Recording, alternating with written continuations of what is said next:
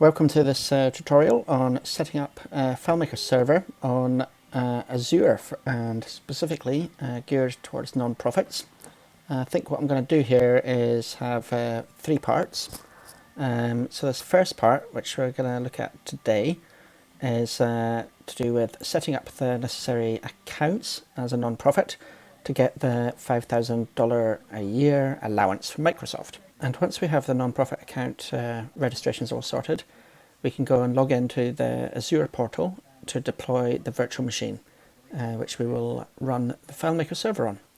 And to do that, we will choose which size of virtual machine to run, which will be like number of cores and RAM, give it a static IP so that we can connect to it on the same address even after it's had a restart, and also setting up a firewall to allow remote access from FileMaker Pro as well as access to the FileMaker Server console. And with that done, we'll connect using remote desktop to connect to the Windows Server desktop itself, where we can install FileMaker Server and also configure the Windows firewall to also allow the same remote access to FileMaker as well as web access. And then we will go and connect to that server using FileMaker Pro and WebDirect. Now that'll be it for this first part. In the next part, what we'll do, we'll set up a domain name to point to the Azure IP address, and then install SSL certificates so we can have secure connections to that domain, and actually to that FileMaker server. And then part 3, which will follow later on, we'll have a look at how backups can be handled, and also have a look at how cost and usage monitoring to keep within the 5,000 allowance each year can be achieved. So at the moment, bear with me, this is the first kind of tutorial that I've done, so I hope you enjoy. And I think in the next 20 minutes, half hour, we should have a FileMaker server up and running on Azure. So what do we need first? First of all, you're going to need to set up a non-profit account at TechSoup. Now here in the UK, that's called TT Exchange. You'll also need to set up your non-profit account at Microsoft, and then apply for the Microsoft Azure sponsorship approval. And this gives you the annual allowance for Azure services. So let's drop out of here and have a quick look at some of these. So if we go to the TechSoup webpage, if you choose your region from here, I'm in the UK. So here in the UK, it's called TT Exchange. And then there, you can set up a new account using your registered charity details, however you need to do. Okay, so once you get that all done, that's a good start.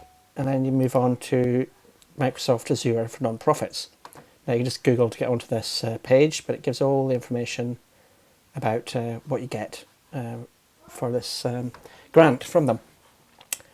So down at the bottom here, there's a Get Started button here where you can register your charity, and again choosing your region and carrying on through with that. Okay, so once you have that set up and you've got the Azure sponsorship, you'll then be able to log into portal.azure.com. Now this is going to be your base where you set up your virtual machines and your backup, and where we get started.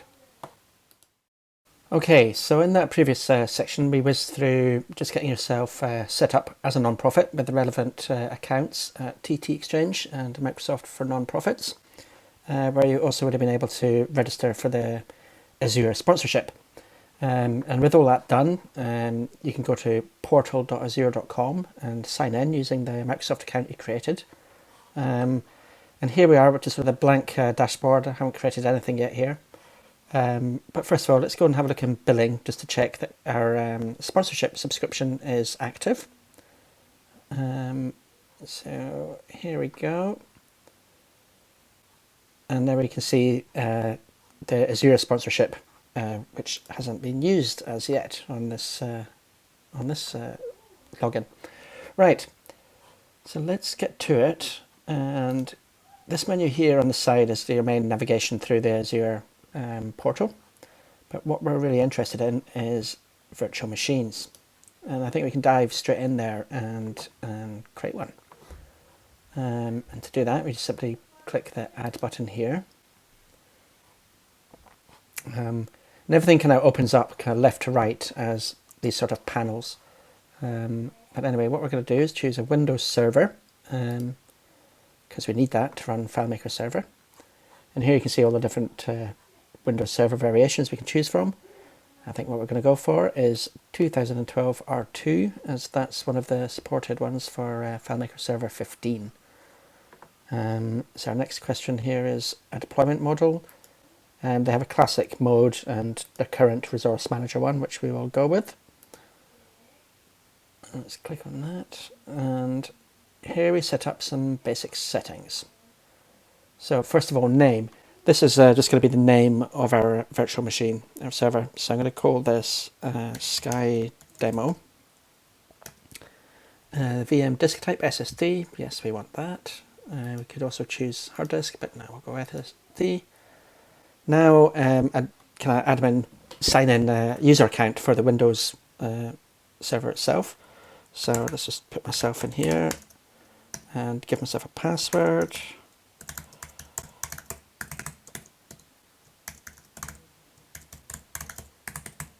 Now they have to be fairly long and usual kind of stuff. The important part here is which subscription is it going to be attached to. And we're going to use our sponsorship one, which we have. And now we can create a resource group, which is just useful for keeping things together, I think. So I'm going to call this just FMS1. And my location, I'm going to choose Western Europe. Now these are the Azure data centers that you can choose from. Not all of them are available for non-profit. So for instance, if I choose North Europe, I think that might say I can't have it yet. So here we go, we get some information about which ones we can use. And that includes East US, Central US, West Europe, and so on. Quite a lot spread all over, so we've got plenty of choice. Closest one to me is going to be West Europe, so I'm going to choose that. And that's actually in Amsterdam. Let's go and find West Europe. West Europe. Okay, now here, if you have your own Windows Server license, you can use that on this VM, and it reduces the cost of running the VM. Now these costs get taken off your allowance on the sponsorship. What I'm going to do in this case is just use the Windows Server license that comes with the VM. So, you're going to be paying for it out of the allowance, but that's going to do for now. And actually the allowance is enough just to cover that. But if you do have your own Windows Server license, you can use that for savings, quite a big saving. However, it's quite complicated, all the Windows Server licensing. You need a certain number of cores, and I haven't really worked all that out, so I'm just going to go with use what they give me. Okay, so that's going to have created. I'm going to choose the size. Now this is an important part of what size of virtual machine, what size of server do you want to be running, how many cores, how much RAM, and so on. Now with the $5,000 a year, that's roughly $400 a month. Now if I have a look here, let's look at something like, I think to get started, this DS11 V2, I think will do us just fine. It's just 2 core, 14 gigs, which is actually very good. Now it gives a dollar value of 139 in this case, but that's well within our 400. I think we'll be very fine with that. So let's choose this one. In fact, we could probably run two servers if we really wanted to. So the next stage then is storage. Now I'm going to say yes to use managed disks. That just takes care of things, as it says here, about redundancy, fault tolerance. So you don't have to manage everything yourself. It's just taken care of. Sounds good to me. And next thing, it's just going to create these virtual networks for us. Public IP address. Now this is quite crucial because actually what I want is a static IP, so I can always connect to the server, even after it's been restarted. That it keeps the same address. Otherwise, it'll get a new address every time. So I'm simply just going to click on static here, and then OK. And going down here, I don't think there's much else I want to do. Boot diagnostics. may as well keep that on. Just go with the default settings. And just OK on that. So here we go. Validation passed. A summary of what we've selected. There we go. Click OK there.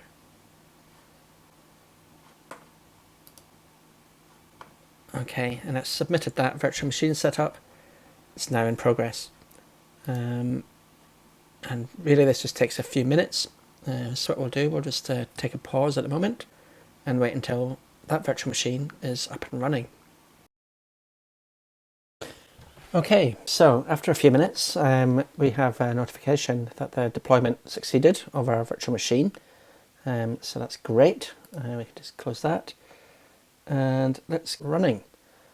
Now then, there's some things that we need to set up here to allow the remote access, the firewall on the virtual machine, just to allow FileMaker to connect to the server.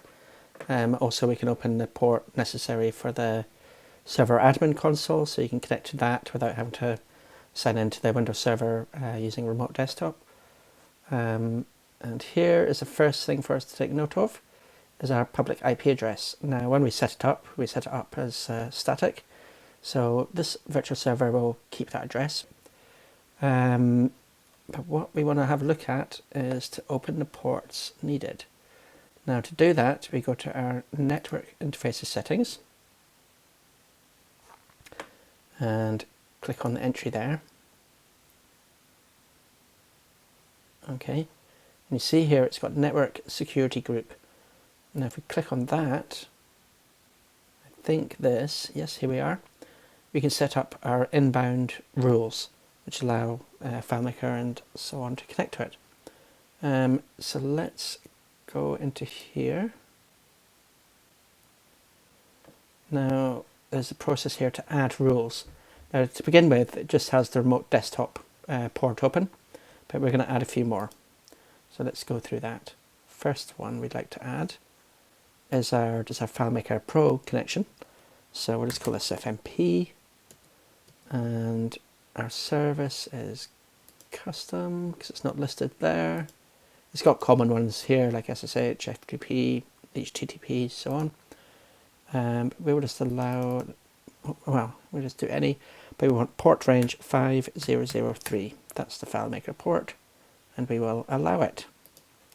So let's OK that, and it's going to create that rule. Now for some reason it's a little bit slow doing these, I don't know why, but we just have to wait. Okay, that's created, and it should end up being listed here. I think if we just go and add our next one, yeah, there it is. Our next one I'm going to add in is for the FileMaker Server admin console. So that's port, when we access remotely, is port 16000. So let's just call this FMS console and give it port 16000 and OK that.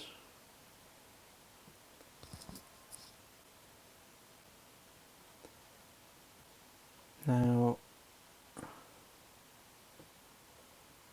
we also want to add web access because FileMaker Server has its for web direct and so on. So let's do just general web, and this one will choose what they have here, which is just HTTP, and we will OK that.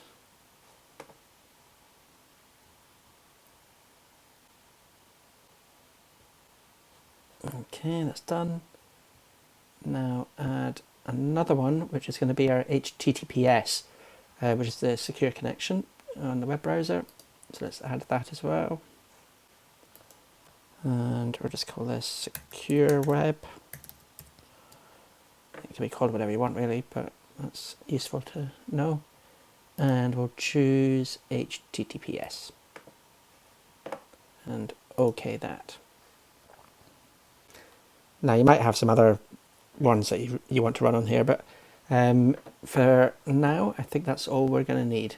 That will give us all the access to it that we'll need, and that's done. So let's go back to the menu and have a look at our virtual machines list. Now I think with that done, our next step is going to be to actually use remote desktop to connect to this virtual machine. Now I'm using Mac, and I can just download Microsoft Remote Desktop from the App Store. Windows, you can just get a free download of that as well. I think it'll all just work the same way. Now what we need is a kind of connection file, which if we click here, we just get the connect option. It's also where we can restart, stop and delete a virtual machine if we're not using it anymore. But what we want to do is connect our remote desktop connection file, which I can see right here. Now I'm just going to take a pause and I will open that up in the next moment. Okay, so we left it with this remote desktop file downloaded. Now if I double click that, it will open Microsoft Remote Desktop so that we can actually connect to our virtual machine Windows Server desktop. And here we sign in using the credentials that we provided when we set up the virtual machine. So I'll go and do that. Oh, that would help there.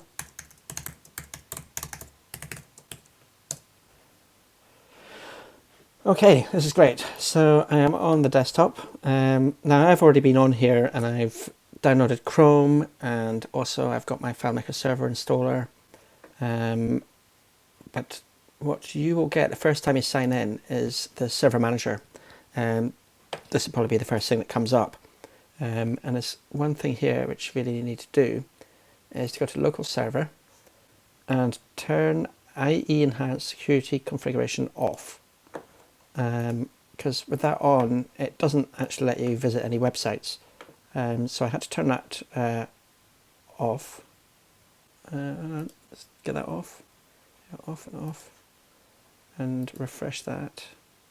Okay, so it's now off.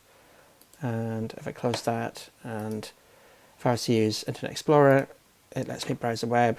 It gives me a warning about config being off, but hey, let's do this.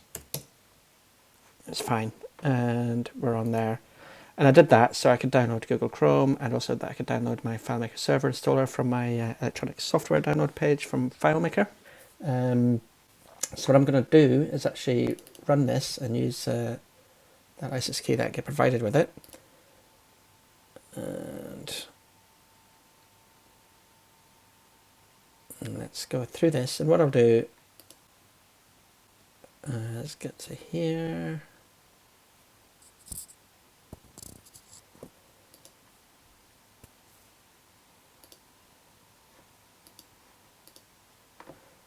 Right. What I'll probably do is just whiz through this kind of sped up actually when you see it. So I'll stop there so I can go and get my license key, and let's see where we get to from there.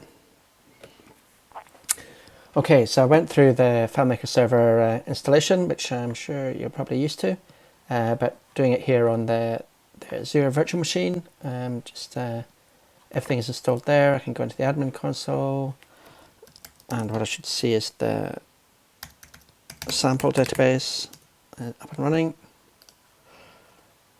And here we go. Yes, it is. Now I don't have FileMaker Pro installed on here yet, but I'm not worried about that.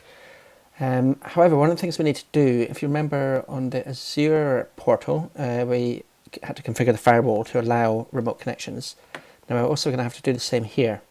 Now on the Windows, it's going into the control panel, system security, firewall, and going to advanced,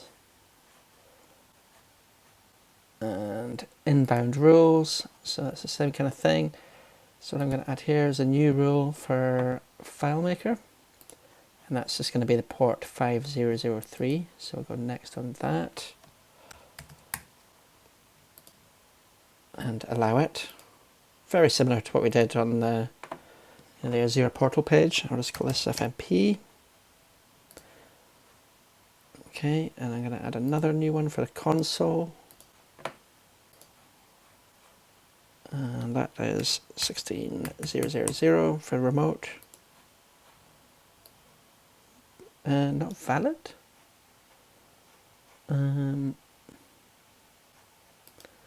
Too many zeros. Right, let's go there, allow the connection, and I'll call this FMS console.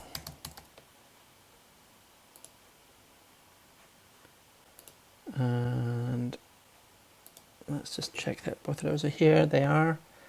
What I also want is remote web access. That looks like it's on. That's HTTPS one. Is it actually on? I think they probably are. I'll leave them as it is just by adding the FileMaker ones for now. And if you have a problem connecting using HTTP or HTTPS, we'll come back here and add that. But I think we're okay with that. Right, where should we go next? We've got a server running. I guess what we want to do is actually come out of here and connect using FileMaker, actually on my Mac I'm running this on, to connect to this remote server and just see what we can do. So let's do that after the next little pause. Got the FileMaker server installed on our virtual machine, and as far as we know it's up and running perfectly fine. However, let's try and connect to it using FileMaker Pro from, well, I'm just going to connect to it from my Mac running here. Now I'm still on the Azure portal here, just in Safari on the Mac.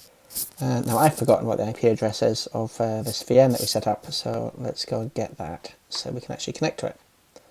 And if I just click on to get the information, it's right here. That's kind of useful. And copy that.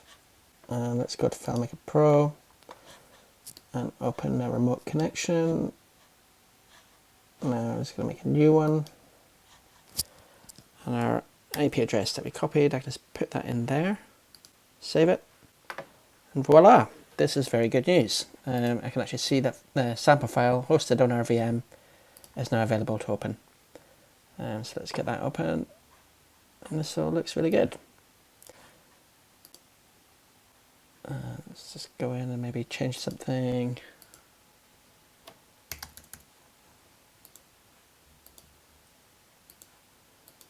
Okay, this is great. At least we know that things are running basically as they should do on FileMaker. So let's close that. And how about taking a look on WebDirect, just to make sure that's running as well. Let's make a new one. And yes, it is. So this is good. This means that our firewall setups seem to be doing what they should be and allowing us to connect using FileMaker and also WebDirect. So let's go into there as well. Great, there's the sample database, there's the one we modified. We can go in there and do some more with that. This is cool. So let's log out of that. One thing I do notice, this was connecting, using an insecure connection. And if we connect actually using HTTPS, let's just check that's running as well. Now I have actually already visited here. Okay, standard certificate warning, we get that. So what we might want to look at doing is actually installing a custom SSL certificate, so that when we connect using securely, we don't get these warnings. We're using our own certificate and that it gets verified. However, what this is showing us is really that things all seem to be working pretty well.